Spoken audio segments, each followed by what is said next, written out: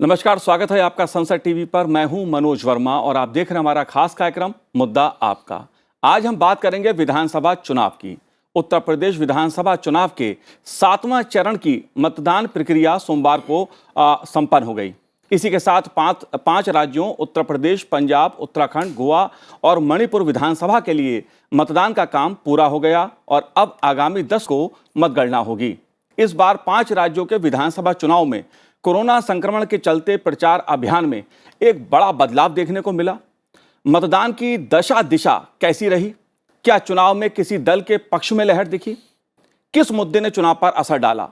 5 राज्यों के विधानसभा चुनाव के विभिन्न पहलुओं पर आज मुद्दा आपका में चर्चा करेंगे। खास मेहमान मेरे साथ इस समय स्टूडियो में मौजूद हैं। वरिष्ठ पत्रकार रामनारायण श्रीवास्तव जी हमारे साथ हैं। रामनारायण जी, आपका बहुत बहुत स्वागत है संसद टीवी पर। साथ ही वरिष्ठ पत्रकार मनोज मिश्र जी हमारे साथ हैं। मनोज जी, आपका भी बहुत बहुत स्वागत है। और वरिष्ठ पत्रकार संजय सिंह जी हमारे साथ जुड़े हुए हैं। संजय जी, आपका भी बहुत बहुत स्वागत है संसद टीवी पर। शुरुआत रामनारायण श्रीवास्तव जी मैं आपसे करूंगा। अगर इस चुनाव की बात करें, 5 राज्यों के विधानसभा चुनाव की बात करें जिसमें उत्तर प्रदेश जैसा बड़ा सूबा शामिल रहा और गोवा जैसी छोटी विधानसभा भी मैं कहूँगा वो शामिल इस 5 राज्यों के विधानसभा चुनाव में है, आप कैसे देख रहे हैं 5 राज्यों के विधानसभा चुनाव को, खासतौर से मतदान की दृष्टि से? देखिए, ये 5 राज्यों के जो विधानसभा चुनाव हैं कोरोना काल के एक बड़े चुनाव हैं। हालांकि इस समय कोरोना की लहर कम हुई है, लेकिन जब चुनाव शुरू हुए थे, चुनाव प्रचार स्टार्ट हुआ था, उस समय ओमिक्रॉन की लहर चल रही थी। कई प्रदेशों में बहुत सारे मामले आ रहे थे। ऐसे में एक बड़ी चुनौती चुनाव आयोग के सामने भी थी, राजनीतिक दलों के सामने भी थी। बहुत सारे कोविड प्रोटोकॉल थे, उसमें जाकर के जनता के बीच जाना, प्रचार करना, मतदान को करवाना, बहुत सारी चुनौतियाँ थीं। हालांकि इन सबको सफलतापूर्वक पार किया गया है। हमने देखा कि चुनाव में धीरे धीरे कर बहुत सारी छूट दी, ढील दी, जिसके चलते चुनाव अभियान ने तेजी से प्रचार भी तेजी से हुआ है और मतदान भी बढ़ा। हालांकि पिछले चुनाव की तुलना में मतदान उतना ज़्यादा उत्तर प्रदेश में नहीं देखा गया, कई राज्यों में और नहीं देखा गया, लेकिन कुल मिला के देखा जाए तो मतदान बहुत कम नहीं हुआ। इतना मतदान जरूर हुआ जो कि पिछले चुनावों की तुलना में आप देखें तो बेहतर माना जा सकता है जी। इन सब के बीच में मतदाताओं ने जो लोकतंत्र के प्रति अपनी जिम्मेदारी दिखाई, जो उन्होंने जिस तरह माहौल राजनीतिक दलों ने बना के रखा, राजनीतिक बयानबाजी होती है लेकिन सभी ने एक उच्च स्तर को बना के रखा। और देखा हमने कि एक वर्चुअल रैली भी हुई है, फिजिकल रैली भी हुई है, मतदाताओं में जोश भी दिखा है। तो माहौल जो पूरा था वो कोरोना के एक जो 2 साल की समस्याएं थीं, जो लोग परेशान थे, उनसे हटकर लोगों ने राजनीतिक प्रक्रिया, लोकतंत्र प्रक्रिया में बढ़ चढ़कर हिस्सा लिया। जी बिल्कुल रामनारायण जी, एक बहुत बड़ी बात इन 5 राज्यों के विधानसभा चुनाव की मनोज जी रही है कि कोरोना संक्रमण के चलते जो, अगर मैं कहूं, चुनाव की प्रक्रिया जब शुरू हुई थी तो ऐसा लग रहा था कि पता नहीं कोरोना संक्रमण कितना इसका प्रसार होगा और किस तरह से चुनाव होंगे, इसलिए चुनाव आयोग को तमाम तरह के कदम भी उठाने पड़े। मतदान का प्रतिशत लगभग पिछली बार की तरह, अगर 2017 की मैं बात करूं, लगभग उसी के आसपास रहा है। आप कैसे देखते हैं, लोकतंत्र में जनता की भागीदारी चुनाव में होती है और उसी से हमारा लोकतंत्र कितना जीवंत है उसका पता लगता है, आप कैसे देखते हैं? नहीं, मुझे लग रहा है, एक तो अभी रामनारायण जी ने जो बताया कि कोरोना के काल में ही चुनाव की घोषणा हुई इन 5 राज्यों की, और शुरू के 2-3 फेज के मतदान भी इसी काल में हुए थे। तो उसमें लग रहा था, चूँकि प्रचार फिजिकली लोग नहीं कर पाए, ऑफलाइन प्रचार कम हुए, ऑनलाइन ज़्यादा हुए, लेकिन जो सबसे इसमें जो बढ़िया हुआ वो ये हुआ कि चुनाव का वातावरण कई महीने पहले से बनने लगा जी। और अब मुझे ये लग रहा है कि एकदम सुदूर देहात की बात तो नहीं करें, लेकिन आम तौर से सोशल मीडिया, टेलीविज़न चैनल जिस पे हम लोग बैठे हुए हैं अभी, ये दूसरे तरह के मोबाइल और इन माध्यमों का भी चुनाव प्रचार में बड़ी भारी भूमिका होती है और ये इस बार साबित हुई। इसलिए इसका कारण भी एक रहा जिससे मतदान का प्रतिशत कम नहीं हुआ। फिर भी आप देखेंगे कि जैसे जैसे बाद में कोरोना कम होता गया और फिजिकली प्रचार होने लगे, रोड शो होने लगे, सभाएं होने लगी, तो थोड़ा सा परसेंटेज बढ़ा भी। जी। कुछ राज्यों में ट्रेंड है परसेंटेज बढ़ने का, मणिपुर वगैरह में, लेकिन ये है कि ये अमूमन उत्तर प्रदेश में औसत यही रहा है पहले कई चुनावों के मुकाबले। संयोग से इस बार कहीं से भी इन 5 राज्यों में हिंसा से जुड़ी कोई बड़ी खबर नहीं मिली, और नहीं जैसा रामनारायण जी ने कहा कि प्रचार का स्तर बहुत नीचे गया, आरोप प्रत्यारोप खूब लगे, जी। आरोप, हर तरह के आरोप लगे, लेकिन उसका स्तर एक बनाए रखा राजनीतिक लोगों ने और प्रचार माध्यमों ने भी, चैनलों ने भी। बिल्कुल बिल्कुल मनोज जी, अलग अलग राज्यों में चुनाव का जो स्वरूप था वो अलग अलग मुद्दों के साथ उभर के हमारे सामने भी आया। उत्तर प्रदेश में खासी गर्मी देखने को मिली जो राजनीतिक दल थे उनके बीच, और वो कहीं ना कहीं भाषणों में, बयानों में साफ तौर पर देखने को मिली। लेकिन इस चुनाव का, 5 राज्यों के विधानसभा चुनाव का संजय जी, जो सबसे बड़ा संकेत या बदलाव मैं मानता हूं वो ये है कि डिजिटल तरीके से जिस तरह चुनाव प्रचार इस बार देखने को मिला, वर्चुअल सभाएं बहुत अधिक हुई, इसको आप कैसे देखते हैं? इस बदलाव को आप कैसे देखते हैं? वर्चुअल सभाएं पहले भी, जैसे बिहार जिस समय चुनाव हुआ था उस समय भी वर्चुअल सभाओं के साथ शुरुआत हुई थी। जी। वेस्ट बंगाल जिस समय था उस समय कोरोना नहीं था, बीच में कोरोना आ गया। इस बार मतलब ओमिक्रॉन से शुरू हुआ, जो था लीथल नहीं था, सीरियस नहीं था, फिर भी वो मान्यताएं रखी गई। मैं एक चीज की थोड़ी क्लैरिटी चाहता हूं, क्योंकि अब मतदान हो गया, एग्जिट पोल आ रहे हैं, हम विश्लेषण किस बात पे आप करें? आगे की बात करें या जिस तरह से चुनाव संपन्न हुए, सभी लोग ने बड़ा अच्छा मतदान किया या मतदान का प्रतिशत आगे जाना था?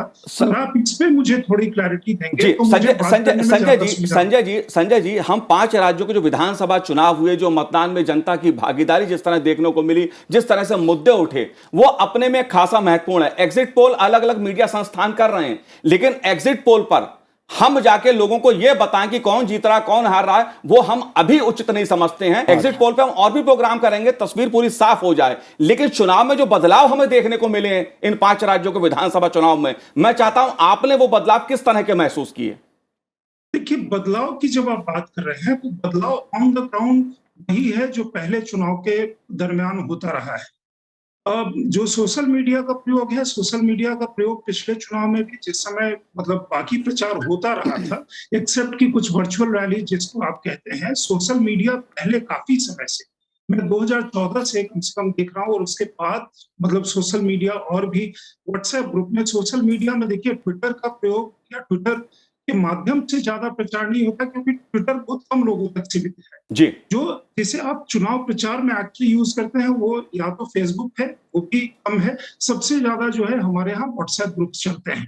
कौन पार्टी किस तरह के व्हाट्सएप ग्रुप बनाते हैं, उस पर किस तरह की चीजें होती है, ज्यादा जो चीजें वायरल होती हैं।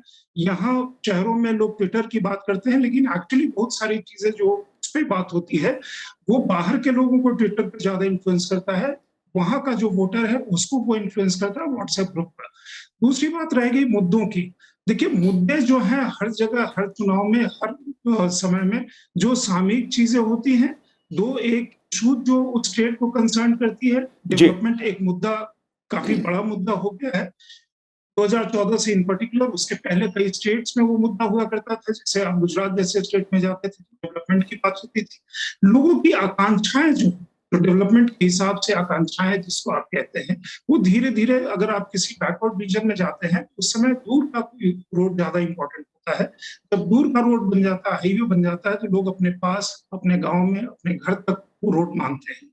उसके बाद जो विकास के पैमाने बन रहे हैं कि इंफ्रास्ट्रक्चर का मतलब, जैसे मान लीजिए उत्तर प्रदेश जैसा स्टेट, जहां 5 साल पहले बिजली आपूर्ति एक बहुत बड़ा इशू था जी। कि आप कहीं भी चले जाएं, बिजली आपूर्ति नहीं होने से उसका आर्थिक नुकसान भी था और बड़े सारे चीजें और भी उभर करके आती थी। इस बार बिजली की जो आपूर्ति है वो बहुत ज्यादा सुधरी थी। जैसे यूपी में इन पर्टिकुलर अगर मैं बात करूं तो वहां पे जो पक्ष है, जो सत्ता पक्ष है, वो बिजली की बात करता था, लेकिन विपक्ष अदरवाइज हर समय बिजली की बात करता था। इस बार विपक्ष बिजली की बात कर रहा था। जी बिल्कुल। ये जो प्रधानमंत्री गरीब कल्याण योजना के तहत जो अनाज का वितरण किया गया है गरीब परिवारों में, वो गरीब परिवार का भी दायरा बहुत बड़ा है, जिसके पास भी राशन कार्ड है। एक बहुत बड़ी चीज थी कि इस जो डिस्ट्रीब्यूशन है वो फेयर एंड ट्रांसपेरेंट, उसके बारे में मतलब जो चर्चा है वो सत्ता पक्ष मतलब इन जो भी प्रदेश चुनाव में गए हैं वहां जहां बीजेपी की सरकार है, बीजेपी अपनी तौर पे मतलब 4 अगर आप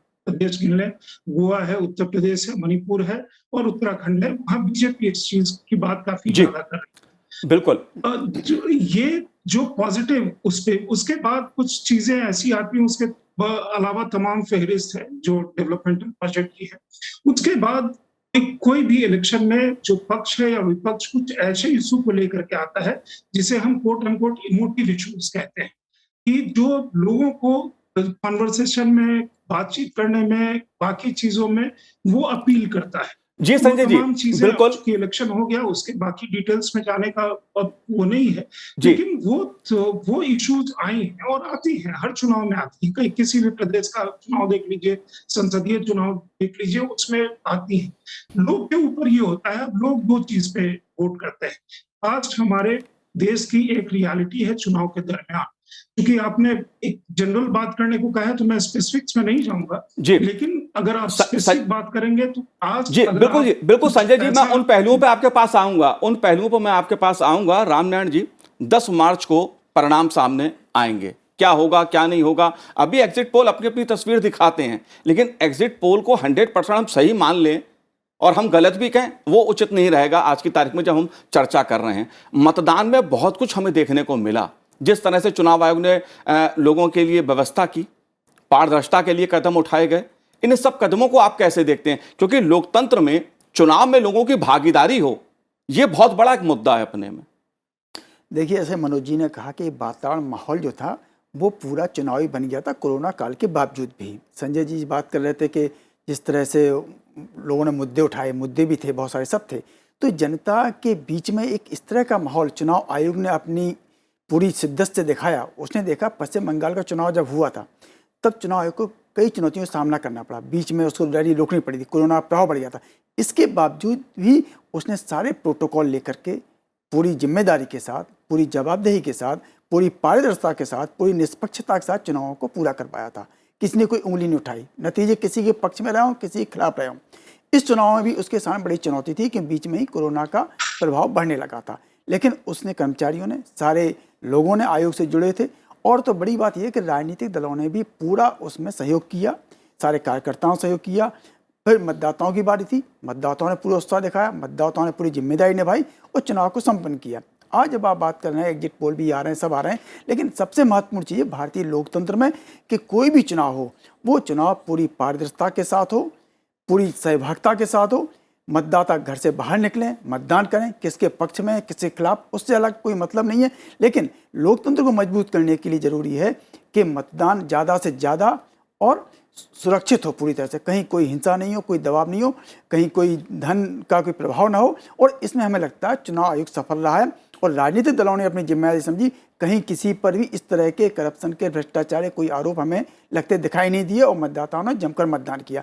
अब नतीजे जो भी रहें, जैसे भी रहें, जिसके पक्ष में रहें, वो अलग बात है, लेकिन भारतीय लोकतंत्र की परिपक्वता है वो इन 5 चुनावों में फिर से सामने आई है। जी बिल्कुल मनोज जी, जैसा अभी रामनारायण जी ने कहा कि जो चुनाव होता है वो कितनी पारदर्शिता के साथ हुआ। धनबल का मुद्दा एक बहुत बड़ा मुद्दा रहा है हमारे चुनावों में। अगर मैं बात करूं, इन 5 राज्यों की बात करूं, तो कुल जब्ती जो हुई है इसमें, चाहे नकदी की हम बात करें या उपहार की बात करें या दूसरे प्रकार के जो लेन देन होते हैं, करीब 1000 करोड़ से ज़्यादा की जब्ती इस पूरे उसमें हुई है। इसमें नकद रुपया भी शामिल है और दूसरे उपहार के रूप में जो चीज़ बांटी जाती है या हम मादक पदार्थों की वितरण कहें, उसका भी एक बड़ा मुद्दा उभर के सामने आता है। इसको आप कैसे देखते हैं? नहीं, अभी जैसे रामनारायण जी कह रहे थे और आप भी बता रहे हैं, सबसे यूनिक हुआ कि इस चुनाव में भी राजनीतिक दलों में तमाम गठबंधन उल्टे सीधे आखिरी क्षण में बने, आरोप प्रत्यारोप लगे, रैलियां अलग अलग तरह की हुई। चुनाव आयोग ने समय समय पर अपने फैसलों में सुधार किया, सभा नहीं करने का, फिर सभा करने का, लेकिन चुनाव आयोग पर थोड़े बहुत किसी ने छींटाकसी कभी की हो, लेकिन कई जो आरोप जैसे लगते हैं, इस बार वैसा कोई आरोप नहीं लगा कि चुनाव आयोग पक्षपात कर रहा है, चुनाव आयोग ने फलाने के साथ अन्याय किया और फलाने इलाके में वोटिंग करने से रोका गया, वहाँ चुनाव आयोग का आदमी नहीं था, या फलानी जगह व्यवस्था में कोई कमी थी, ऐसी शिकायत। अब कहीं इलेक्ट्रॉनिक मशीन में खराबी आ गई, ये सब चीज़ें, वो भी इस बार हम लोगों को अपेक्षाकृत कम सुनने को मिली कि मशीनों में खराबी आ गई और खराबी आई, लेकिन उससे बहुत ज़्यादा मतदान प्रभावित हुआ, ऐसी बहुत कम घटनाएं हुई हैं। मेरा मानना है कि चुनाव में राजनीतिक दलों ने चुनाव आयोग का भरपूर साथ दिया और उसके चलते चुनाव बेहतर तरीके से हो पाया। हम लोगों को अपेक्षा है, चूंकि हम सब लोकतंत्र के हिमायती हैं, कि मतदान का प्रतिशत और बढ़े जी। लेकिन अब हो सकता है कि अब आने वाले चुनाव भी और होने वाले हैं, विधानसभाओं के चुनाव, तो उसमें और थोड़ा बेहतर तरीके से चुनाव आयोग करेगा। लेकिन अभी भी ये संतुष्ट करने वाला विषय है कि बिना हिंसा के, बिना मारधाड़ के और सामान्य तरीके से 5 राज्यों का चुनाव संपन्न और जाहिर सी बात है, जिस तरह का कोरोना का संक्रमण का खतरा एक रहा है, उसको देखते हुए अगर ये कहा जाए कि 60%, 50%, किसी किसी विधानसभा क्षेत्र में 70%, किसी राज्य में उससे भी अधिक मतदान देखने को मिला है रामनारायण जी। लेकिन संजय जी, अगर मैं बात उत्तर प्रदेश की करूं, उत्तर प्रदेश में खासी गर्मी देखने को मिली चुनाव प्रचार के दौरान, आप कैसे देखते हैं, इस गर्मी की वजह क्या थी? कि यूपी इलेक्शन जो है मदर ऑफ ऑल इलेक्शंस बन जाता है। किसी भी समय कोई विधानसभा का चुनाव होता है, यूपी 80 संसद में सीट भेजता है, 402 लोगों का विधानसभा है, तो स्वाभाविक तौर पे विधानसभा काफी बड़ी हो जाती है, स्टेट काफी बड़ा है, तो इसलिए काफी पॉलिटिकली सेंसिटिव वो हो जाता है मसला। और यूपी आप उस पे ज्यादा उसके महत्ता पे जाने की जरूरत नहीं, क्योंकि जो लोग भी सुनते हैं, जानते हैं इस प्रोग्राम को, या अदरवाइज जो भी भारतीय सिटीजन है उसको पता है यूपी का पॉलिटिकल इंपॉर्टेंस। स्वाभाविक तौर पे यूपी में गर्मी होगी। दूसरी चीज ये है कि जो एक बात थी कि चुनाव आयोग पे आरोप नहीं लगा और बहुत अच्छा चुनाव हुआ, चुनाव पिछले कई दशकों से फ्री, फेयर और ट्रांसपेरेंट चुनाव हो रहा है। हाल के दिनों में सिर्फ एक प्रदेश को छोड़ करके बाकी सभी प्रदेश में जो चुनाव हुए हैं वो निष्पक्ष चुनाव हुए। एक प्रदेश में जो आरोप लगाए गए उसका मतलब ये नहीं था कि चुनाव वहां फ्री एंड फेयर और ट्रांसपेरेंट नहीं हो रहे थे, वहां भी चुनाव ऐसे ही हो रहे थे। लेकिन होती है किसी पार्टी, किसी व्यक्ति की ये मंशा कि किसी भी चीज पे, किसी भी समय, किसी भी तरह का आरोप लगाते रहो। दूसरी बात, जो यूपी की आप बात कर रहे थे, यूपी में जो गर्मी वो है, सभी राज्य आप देखेंगे कुछ समय पहले तक जब भी यूपी इलेक्शन की बात आती थी, संसद का हमारा शीतकालीन सत्र चलता था उस समय, और आप लगातार उस समय सबसे ज्यादा बवंडर संसद में होता था जिस समय यूपी के इलेक्शन आने वाले होते थे जिस साल शीतकालीन सत्र में। 2014 के बाद वो परिस्थितियां बदल गई और उसके बाद थोड़ा शोर शराबा होना कम हुआ।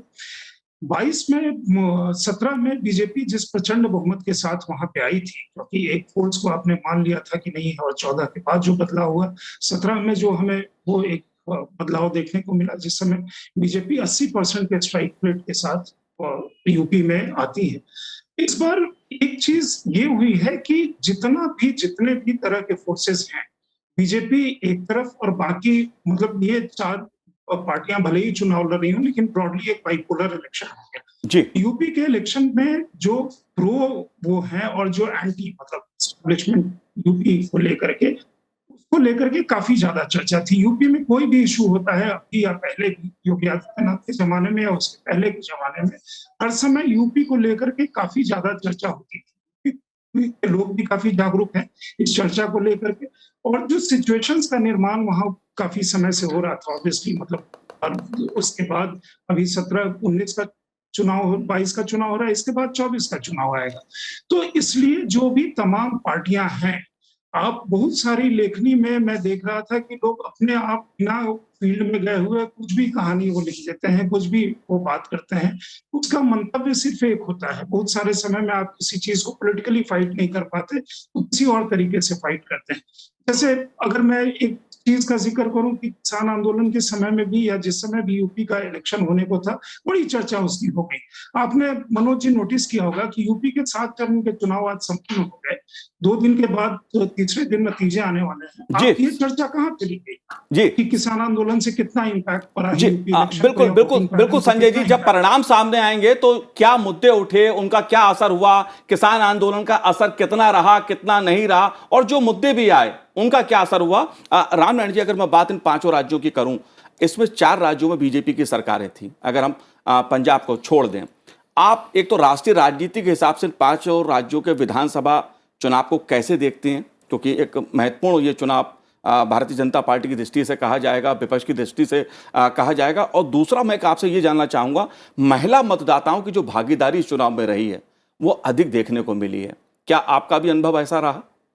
देखिए, राष्ट्रीय परिदृश्य का सवाल है तो हर चुनाव कहीं ना कहीं राष्ट्रीय परिदृश्य को प्रभावित करता है, चाहे वो पंचायत का हो चाहे पार्लियामेंट का हो। विधान सारे चुनाव करते हैं, कहीं ना कहीं हर चीज़ में किसी न कोई प्लस कोई माइनस करता है, उसका असर दिखता है। जहाँ तक महिला मतदाताओं की भागीदारी का सवाल है, महिला मतदाताओं ने इस बार ज़्यादा उत्साह दिखाया, खासकर उत्तराखंड में हमने देखा है। उत्तराखंड में महिला मतदाताएं बहुत बाहर निकली हैं और महिला मतदाताएं वह वर्ग हैं जो सीधी ही तौर पर समस्याओं से जूझती हैं जो उनके सामने आती हैं। जितनी भी केंद्र सरकार की गरीब कल्याण योजनाएं थीं, आवास की हो, उनको अपना राशन की योजना हो, उनको जो दिया गया उनको, या उनको रसोई गैस देने की बात हुई हो, तो वो कहीं ना कहीं महिलाओं को सीधे हिट करती हैं, महिलाओं को सीधे लाभ पहुंचाने वाली होती हैं। तो महिला मतदाता ज़्यादा निकल रही हैं, तो ये मानना चाहिए कहीं ना कहीं वो एक सकारात्मक पॉजिटिव मूड में बाहर निकल रही हैं, इसका मानना। और दूसरी बात आपको देखनी आई इसमें कि जो मतदान का प्रतिशत है उसमें बहुत ज़्यादा कमी नहीं, थोड़ी बहुत कमी आई, लेकिन आमतौर पर यह माना जाता है कि जब मतदान बहुत तेज़ी से बढ़ता है तो कोई ना कोई बदलाव की एक लहर मानी जाती है, ऐसा विश्लेषक मानते हैं। हमेशा ऐसा हो जाए नहीं, अरे मतदान कम हो रहा है या उतना ही हो रहा है तो कहीं ना कहीं माना जाता है कि जनता में कोई बदलाव की लहर नहीं है। तो इस चुनाव आपने कहा 4 राज्यों में भाजपा सरकार है, पंजाब को छोड़ करके, तो अगर ज़्यादा मतदाताओं उत्साह बरकरार है, बहुत ज़्यादा चेंज के लिए माहौल नहीं दिखाए, तो ये मानना चाहिए कहीं नहीं सरकार ने जो काम किए हैं, जो उसकी लाभार्थी योजना है वो ज़मीन तक पहुंची है और लोग उसको अप्रिशिएट कर रहे हैं।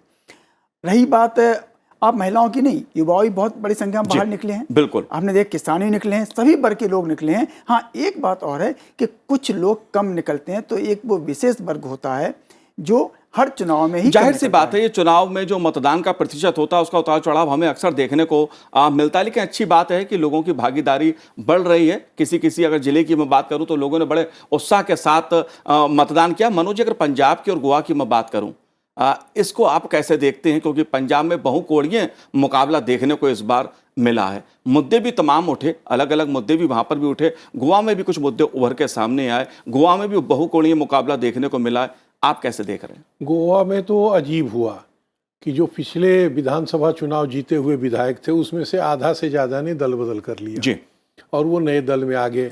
पिछली बार आपकी जानकारी में होगा कि सबसे बड़ा दल जो था उसकी सरकार बनने के बजाय भाजपा की सरकार बन गई। इस बार वहाँ बहुमत से सरकार कम ही बनती रही है, प्राय 2-3 दलों के गठबंधन से सरकार बनती रही है। इस बार भी अभी तक जो लोगों का अनुमान है वो इसी तरह का अनुमान लोग लगा रहे हैं। पंजाब की स्थिति तो और भी विचित्र हो गई, वहाँ इस बार भाजपा बेहतर करेगी ऐसा लोग मान रहे थे जी, और मान के ये चल रहे थे पहले की मुकाबला जो है वो आम आदमी पार्टी और कांग्रेस में ही मुख्य रूप से होगा। लेकिन बीच के घटनाक्रम से ये लगने लगा कि अकाली दल जो है वो भी मुकाबले में है। अब वो सही नतीजे तो 10 मार्च को आएंगे जी, लेकिन वहाँ जैसे अभी किसान आंदोलन की बात अभी हम लोग कर रहे थे, संजय जी ने पहले चर्चा में कहा था, किसान आंदोलन का भी जो सबसे ज़्यादा प्रभावित राज्य रहा वो पश्चिमी उत्तर प्रदेश के से ज़्यादा पंजाब रहा, तो उसका भी असर चुका। मंडियों की राजनीति सबसे ज़्यादा वहीं होती है जी, तो वो भी एक मुद्दा रहा। पंजाब में नशा अपने आप में बहुत बड़ा मुद्दा है, कई और भ्रष्टाचार वहाँ बहुत बड़ा मुद्दा है, और अपने ही दल के लोग निकल के अपने दल पर आरोप लगा रहे हैं, ये भी मुद्दा। रामनारायण जी, अगर मणिपुर की मैं बात करूं या 5 राज्यों की बात मैं करूं तो क्या कोई लहर आपको किसी के पक्ष में किसी के खिलाफ कुछ ऐसी देखने को मिली? देखिए, जो लहर का अनुमान होता है वो नतीजे आने के बाद ही पता लहर थी या नहीं थी। पहले सिर्फ अनुमान लगाए जा सकते हैं, एक अंदाजा लगाया जा सकता है, और जब देखिए मतदान का प्रतिशत है वो बताता है कि मतदाता किस तरफ रुझान रख रहे हैं। जब मतदान बम्पर होता है, बहुत ज़्यादा तेज़ी से बढ़ता है तो बदलाव का प्रतीक माना जाता है, लेकिन जब नहीं बढ़ता तो माना जाता है कि बदलाव नहीं बल्कि जो स्टेबिलिटी है उससे जो जहाँ जो है उसके पक्ष में माना जाता है। इस हिसाब से देखा जाएगा तो माना जाएगा कहीं ना कहीं जो सरकार हैं उनको अप्रिशिएट मतदाता कर रहा है। और ऐसे में बदलाव, पंजाब केवल ऐसा प्रदेश है जहाँ पर नए समीकरण बने हैं, नए गठबंधन बने हैं।